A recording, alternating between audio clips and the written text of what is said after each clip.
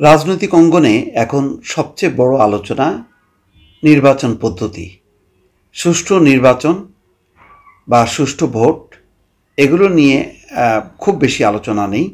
আলোচনা হচ্ছে পদ্ধতি নিয়ে।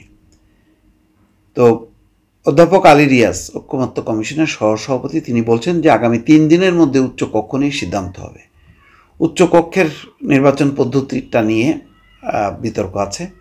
সেটা কি ওই সংখ্যানুপাতিক নির্বাচনের যেই ফলাফল তার ভিত্তিতে, ভোটের ফলাফলের ভিত্তিতে, নাকি সংসদে যারা নির্বাচিত হয়ে আসবেন তাদের সংখ্যানুপাতে বন্টন হবে, সেটা নিয়ে একটা বিতর্ক আছে। এমনও কথা চলছে যে উচ্চকক্ষের দরকারই নেই। বিতর্ক আছে নিম্নকক্ষেও যেই নির্বাচন, সেই প্রচলিত পদ্ধতির বদলে বিশেষ করে জামাতের ইসলামী আন্দোলনের দাবি যে সেখানে সংখ্যানুপাতিক হইতে হবে, তাহলে তাদের আসন সংখ্যা বাড়বে। এইসব বিতর্কের মধ্যে নির্বাচনটা বিষয়টা হারিয়ে যাচ্ছে। সবচেয়ে বড় কথা হলো যে তত্ত্বাবধায়ক সরকার ব্যবস্থা নিয়ে আবার পুনঃপ্রবর্তন নিয়ে কোনো বিতর্ক নেই, কিন্তু তত্ত্বাবধায়ক সরকার ব্যবস্থায় প্রধান কে হবেন, বিচার বিভাগ থাকবে নাকি অন্য কোনোভাবে, তার নানান প্রস্তাবনা নিয়ে আলোচনা হবে। এইসব আলোচনা যেটা হচ্ছে যে সময়ক্ষেপণ তো হচ্ছে, অনিশ্চয়তা বাড়ছে, এবং নির্বাচন মানে কখন হবে না হবে এগুলি নিয়ে কিন্তু আবারও এক ধরনের অস্থিরতা। বিশেষ করে এনসিপি বলছে যে সংস্কার এবং বিচার ছাড়া নির্বাচন হবে না। এমন একটি অবস্থার মধ্যে নির্বাচন অনুষ্ঠানটাই একটা সংকটের মধ্যে পড়ছে। এখন প্রশ্ন হলো যে নির্বাচন পদ্ধতি গুরুত্বপূর্ণ নাকি ভোটটা, সুষ্ঠু ভোট গুরুত্বপূর্ণ। একদিকে সুষ্ঠু ভোট, আরেকদিকে নির্বাচন পদ্ধতি।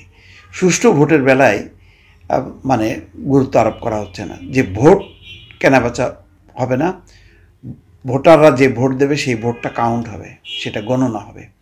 এইরকম নিশ্চিত ব্যবস্থাটা ছিল না বলেই গত 15 বছরে নানা অশান্তি, এবং রাজনৈতিক দলগুলো কিন্তু তখন নির্বাচন পদ্ধতি নিয়ে আলোচনা করেনি।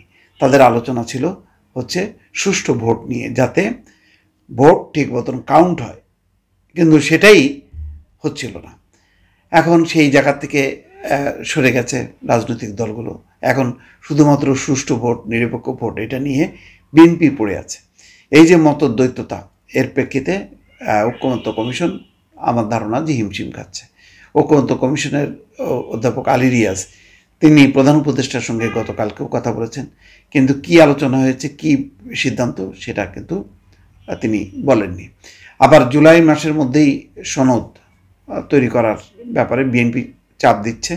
ঐকমত্য কমিশন আশাবাদী যে সেটা হবে, কিন্তু হবে যে ঐকমত্য কমিশনের ঘোষণায় কী কী থাকবে তার কিন্তু লক্ষণ এখনও পর্যন্ত পরিষ্কার না।